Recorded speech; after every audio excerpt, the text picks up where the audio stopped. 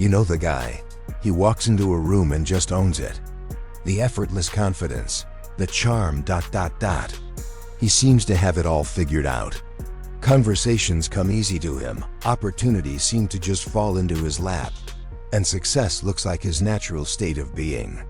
You would think if you were one of those guys, loneliness would not even be a word in your vocabulary. After all, society tells us these are the men who are winning at life. But what if that perfect image is actually a prison? A carefully built fortress designed to keep the entire world out? What if that charm is just a mask for a silent, brutal war he is fighting every single day? This is not about the small annoyances of being good-looking. This is the untold story of a hidden trauma, a deep and painful vulnerability that festers just beneath a flawless surface. This is the story of how the pressure to be desirable becomes a cage that isolates, wounds, and silences the very men we assume have it all. Today, we are not talking about the perks. We are pulling back the curtain on the dark side, the psychological toll no one ever talks about. We are going to explore the wounds created when a man's identity gets tangled up with his appearance, and how that constant performance hides a battle that almost no one ever sees. The first and most brutal truth is this: for these men, the perfect image is a full-time job with 0 days off. From a young age, society conditions men to be strong, stoic, and dominant. You are taught that boys do not cry, that you have to man up and handle your problems without showing a hint of weakness. Now take that pressure and add a layer of physical attractiveness. Suddenly, those expectations are amplified tenfold. You are no longer just a man who is expected to be strong. You are the poster boy for strength, the living embodiment of the ideal. People project this idea of effortless perfection onto you, and the pressure to live up to it is immense and non-stop. It creates what is known as the halo effect, where people just assume that because you look good, everything else in your life must be good too. You must be confident, happy, and successful, right? But it is a mask, and it is heavy. Every interaction becomes a performance. You cannot have an off day. You cannot just roll out of bed feeling insecure or anxious, because the world is watching, expecting you to be that guy. The pressure to maintain the appearance, the physique, the charm, the confidence becomes the central focus of your life. It is not just about looking good. It is about never looking weak. And this is where the trauma starts to plant its roots. This constant performance leads to avoidance. To keep up the illusion of strength, you learn to suppress any feeling that contradicts it. Vulnerability becomes the enemy. Sadness, fear, anxiety, self-doubt, all of it gets shoved down, buried under layers of charisma and a well-practiced smile. Men who show their emotions are often seen as weak, and for the man whose value is tied to an image of masculine perfection, that is a risk he feels he just cannot take. So he becomes emotionally stoic, not because he does not feel, but because he is terrified of what will happen if he shows it. Think about it like this. Imagine you are an actor cast in the role of a lifetime, the perfect man. The perks are undeniable, but the catch is, you can never, ever break character. Not with friends, not on a date, not even when you are alone looking in the mirror. You always have to be on. After years of this, where does the character end and the real you begin? You lose touch with your authentic self because you have spent all your energy playing a part. This is the prison of perfection. It is a gilded cage where the bars are made of public expectation, and the lock is the fear of being seen as anything less than flawless. The trauma is not one single event. It is the slow, grinding erosion of your true self under the weight of an image you feel forced to uphold. It is the wound that comes from knowing you are applauded for a character, not for the person underneath. And this leads to one of the cruelest ironies in this whole thing. The man who is desired by everyone is often one of the loneliest people in the room. You would think being attractive would give you an endless supply of connection, but more often than not, it just gives you an endless supply of shallow, superficial interactions. It is a uniquely isolating experience most people just cannot wrap their heads around. Here is why. When your appearance is your primary calling card, you attract people who are interested in the idea of you, not the reality of you. They are drawn to the status, the aesthetic, the fantasy they have built in their own minds. They want to be seen with you, to possess you, to get validation just from being near you. But they are not interested in your fears, your struggles, or the messy, complicated human being behind the handsome face. This leaves you with a profound sense of being misunderstood and completely unseen. You are constantly surrounded by people, yet you feel totally alone because the connection is only skin deep. It is like being a famous painting in a museum. Thousands of people admire you from a distance, praise your beauty, and talk about how much they would love to have you. But no one is actually engaging with the substance of what you are. They are appreciating an object, not connecting with a soul. This breeds a deep-seated mistrust. Every compliment feels like it has an ulterior motive. Does she like me for me or for how I look? Is this person my friend because they enjoy my company or because it makes them look good? This constant fear of being used forces you to build walls. You become guarded, cautious, and emotionally distant as a defense mechanism. It just feels safer to keep people at arm's length than to risk the pain of finding out, once again, that their interest in you was conditional. And this creates a vicious, self-fulfilling prophecy. Your fear of being treated like an object makes you withdraw, which then makes it impossible for anyone to actually form a deep connection with you. You end up alone, not for a lack of options, but because you have become so terrified of being seen as a prize that you will not let anyone get close enough to see the real you. A friend of mine, a guy who could have had a new date every night of the week, once said in a quiet moment, "It is just easier to stay safe, you know." People see the outside, but they have no idea what is going on inside. That one sentence is the core of this trauma. It is the loneliness that comes not from a lack of attention, but from a surplus of the wrong kind of attention. It is the pain of being constantly desired, but never truly known. You become a symbol, a commodity, and in that process, your humanity gets erased. The world sees the handsome man, but the man inside just feels invisible. This brings us to one of the most psychologically damaging parts of this hidden trauma, a phenomenon you could call identity lag.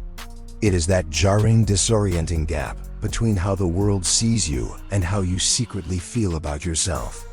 Your external appearance has leveled up in society's eyes, but your internal self-image is still stuck in the past, shaped by old insecurities, childhood wounds, or just a gut feeling that you are not good enough. Many attractive men were not always seen that way. Maybe you were the awkward, skinny kid in high school, the one who was overlooked and felt invisible. Then, a glow-up happened, puberty hit, you started working out and your external appearance transformed. Suddenly, the world started treating you completely differently. People who once ignored you were now giving you attention. Doors that were once shut suddenly swung wide open. But that inner feeling of being the scrawny little kid or the nobody does not just vanish. So you are left with this crazy dissonance. You look in the mirror and see a man that society says is valuable and desirable. But when you look inside, you still feel like that insecure kid, just wearing a very convincing costume. This creates a powerful, nagging feeling of being an imposter. You feel like you are constantly one wrong move away from being found out. People compliment your confidence, but inside you are riddled with anxiety. They admire your success, but you feel like a fraud who just got lucky. You are just waiting for the other shoe to drop for everyone to realize you are not the perfect guy they think you are. This identity lag is exhausting. You are living two lives, the confident, charming persona you show the world, and the insecure, uncertain person you are on the inside.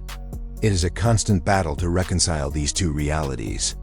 You might even self-sabotage to try and make the outside match the inside. You might screw up a great relationship or a career opportunity because, subconsciously, failure feels more authentic to you than success. Success feels like it belongs to the mask, not to you. This is a deep-rooted self-worth issue. When your value is tied to something as external as your looks, it is incredibly hard to build genuine, internal self-esteem. Your confidence becomes fragile, totally dependent on outside approval. A single rejection, the first sign of aging, or someone just not finding you attractive, can feel catastrophic because it threatens the very foundation of your identity. It confirms your deepest fear, that without your looks, you are worthless. This is not just insecurity, it is a form of trauma. It is the trauma of having your identity split in two. It is the feeling of being a ghost in your own life, watching a more attractive version of yourself navigate the world while the real you stays hidden, unseen, and unheard. You feel disconnected from your own achievements and the people who admire you, because you are convinced they are not admiring the real you. And that is a profoundly lonely and terrifying place to be. Look, if any of this is hitting home, if you are finding this valuable, and it is making you see things in a new light, do me a quick favor and hit that subscribe button. We go deep on topics like this every week, and the goal here is to give you the tools you need to build real, unshakable confidence from the inside out. Your support helps us keep these crucial conversations going. Now let us get back to it. So what happens when a man is conditioned to hide his emotions, feels perpetually unseen, and struggles with a fractured identity? It can turn him into a magnet for dysfunctional relationship dynamics. This is where we get into the murky waters of how past trauma can dictate present attraction. For many of these men, their unresolved wounds can lead them to unconsciously seek out relationships that are almost guaranteed to fail. Specifically, they can become drawn to emotionally unavailable partners. This pattern is not a coincidence. It is often a subconscious effort to reenact past wounds. When you grow up feeling unseen, or that your worth is conditional, you can develop an attachment style that finds that dynamic familiar. So you chase someone who is distant, inconsistent, or unable to give you real intimacy because on a deep level, that feeling is familiar. It feels like home. An emotionally unavailable partner does not challenge the mask. They will not ask for true vulnerability because they have no intention of offering it themselves. This feels safe to a man who is terrified of being truly seen. A superficial relationship lets him maintain the illusion of connection without ever having to risk exposing his authentic wounded self.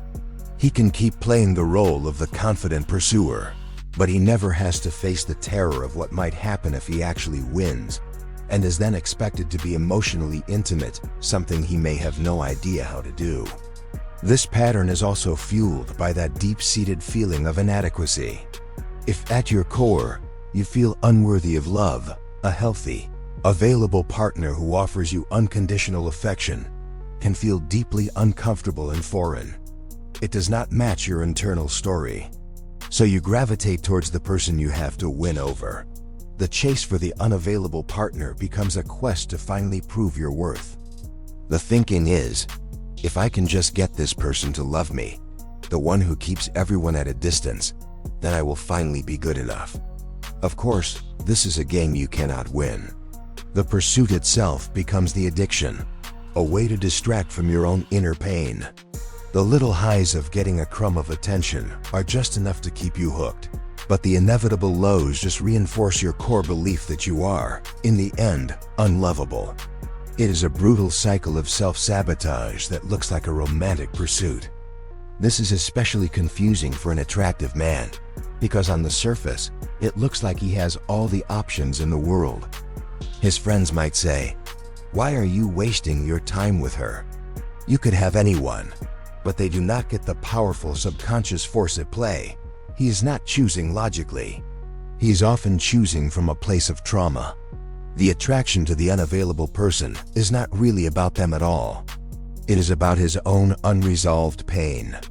It is an echo of an old wound, and until that wound is healed, he may continue to be drawn to the siren song of people who can never give him the love he actually needs, because deep down, he does not believe he deserves it.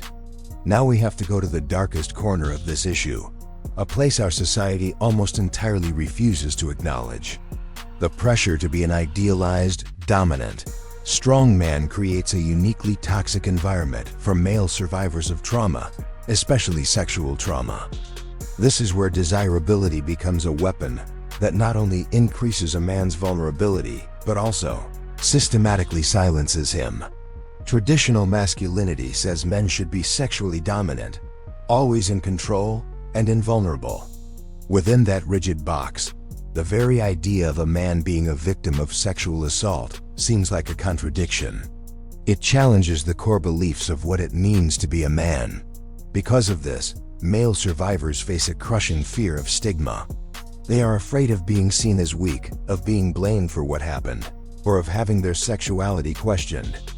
Now amplify this for a man who is considered attractive. His desirability is supposed to be his power.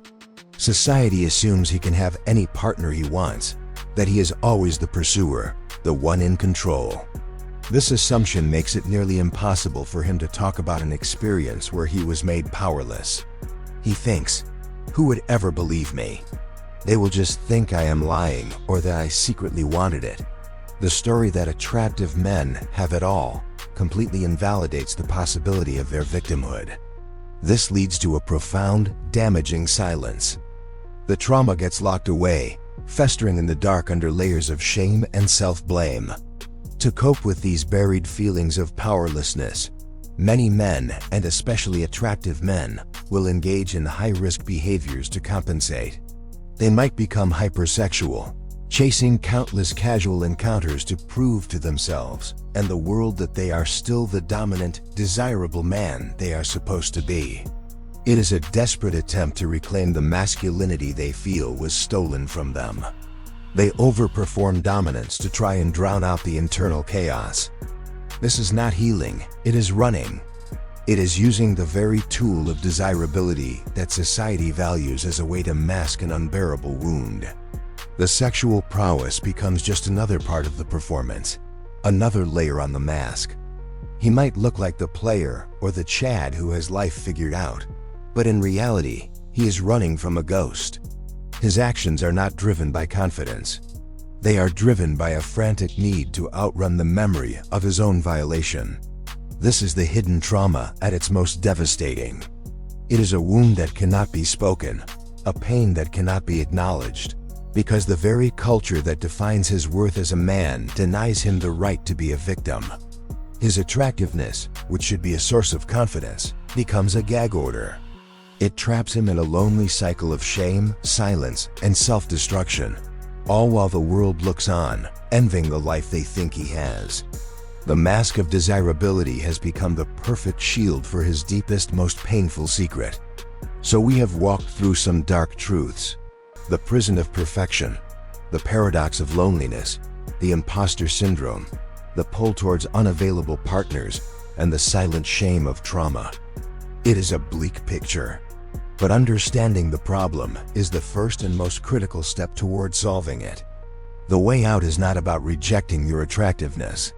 It is about integrating it into a whole, authentic sense of self. It is about the journey from being a mask to becoming a man. So what is the solution? It is not a simple one-size-fits-all fix, but it starts with a few crucial shifts. First, you have to find the courage to acknowledge the pain. You have to stop telling yourself you should not feel this way because you have it easy. Your struggles are real. The pressure is real. The loneliness is real. The trauma is real. Give yourself permission to feel it without judgment. Stop trying to live up to that toxic masculine idea of the strong, silent type.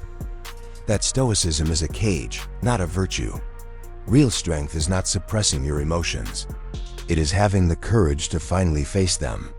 Second, build your self-worth on things you actually control. Your looks are genetic. They are a gift, sure, but they are not an achievement. If your entire sense of value rests on this one unearned thing, your self-esteem will always be fragile. You need to build your self-worth on pillars you create yourself. What are you good at? What are you passionate about? What kind of man are you? Are you disciplined, kind, a loyal friend? This is the stuff that makes up who you really are. Focus on your character, your skills, your purpose. When you know your worth comes from your actions and your integrity, the validation you get from your appearance just becomes a nice bonus, not the source of your entire identity. Third, learn to demand genuine connection. Start practicing the art of figuring out who is interested in the real you versus the image of you. This means you have to be vulnerable, but you can do it in small, calculated steps. Share a small, personal story or an insecurity with someone and watch how they react. Do they lean in with empathy, or do they get awkward and change the subject? Their reaction is data. Use it to decide who gets to come closer and who needs to be kept at a distance. You have to be willing to walk away from superficial relationships, even if it means being alone for a bit. That empty space is where real connections can finally grow. Fourth, and this is the hardest step, seek help if you need it. There is zero shame in talking to a therapist or a coach, especially when you are dealing with deep-seated trauma or attachment wounds. These are complex patterns that are incredibly difficult to untangle on your own. A professional can give you the tools to understand the root of your pain, heal those wounds, and build healthier ways to cope. Seeking help is not weakness. It is the ultimate act of taking responsibility for your own life. It is the move a man makes when he is committed to healing, not just performing. Path of integration, where the attractive outside and the complex, imperfect, and real inside can finally become one. The hidden trauma of the attractive man is not a myth. It is a silent war fought by men trapped between what society expects of them and their own humanity. It is the pressure to be perfect, the loneliness of being desired, but not seen, the feeling of being an imposter in your own life, and the deep, unspoken wounds that drive self-destructive behavior. The world looks at the man who seems to have it all and feels envy. They do not see the silent battle being fought just to keep that image afloat. They do not see the boy inside who feels unworthy, the man who feels invisible, or the survivor who feels silenced. But the truth is, real confidence, real strength, and real freedom are not handed to you by others. They are forged in the fire of self-acceptance. Understanding this is not about asking for pity. It is about creating empathy and, more importantly, giving men the permission to just be human. Permission to be flawed, to be vulnerable, and to finally be whole. The journey out of this prison starts with one brave act, the decision to stop performing and start living. It is the choice to believe that who you are is far more important than how you look, and that being truly seen, flaws and all, is the only prize worth having. If this video opened your eyes and you want to go deeper into healing these patterns and building the kind of core confidence that no one can ever take from you, I want you to watch my next video on the 5 signs of a secure attachment style. It is the practical next step to building the healthy relationships you actually want. Click the link on the screen or in the description below. I will see you over there.